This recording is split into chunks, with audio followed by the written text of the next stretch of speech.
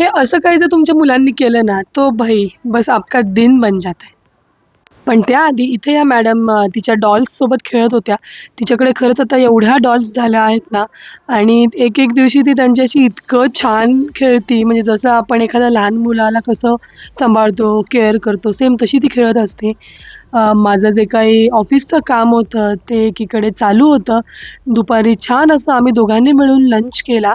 बटाट्याचे पराठेचा बेत होता, कारण तेवढंच काहीतरी वेगळं. आणि हा आपला होममेड केचप जे मी तुम्हाला आपल्या या आधीच्या व्हिडिओजमध्ये पण दाखवलं आहे. सो त्याच्यासोबत आम्ही छान असे पराठे एन्जॉय केले. थोड्या गप्पा, थोडे न्यूज वगैरे बघत होतो. त्यानंतर संध्याकाळच्या वेळेला आमच्या सोसायटीमध्ये खाली एक एक्झिबिशन लागलेलं होतं आणि तेच हिला आमच्या विंडोमधनं दिसलं आणि ते ती इतक्या एक्सायटेडली दाखवायचा प्रयत्न करत होती. म्हणजे "मम्मा हे बघ तिकडे काय आलंय, पापा हे बघ तिकडे काय आलंय," असं तिचं सारखं चालू होतं. त्यानंतर तिला छान अंघोळ वगैरे घातली, तिचं आवरलं आणि मग तिला आम्ही "तुला काम संपल्यावर खाली नेतो" असं म्हणून कसं तरी तिला दुसऱ्या गोष्टीला नादी लावलं.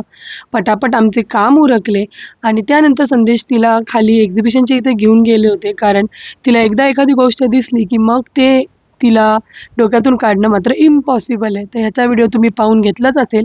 तिकडून ती परत येत नाही, तर इथे तिची आजी शेंगदाण्याचे लाडू बनवत होती, जे तिला खूप जास्त आवडतात खायला आणि ती त्यांच्यासोबत तिथं असं मिमिक करत होती बनवायचे आणि अनएक्सपेक्टेडली ती एक लाडू तिने तिच्या हाताने बनवून मला आणून दिला. त्यामुळे मला ते खूप छान वाटलं आणि असा संपला आजचा दिवस. आपण भेटूया उद्या. बाय.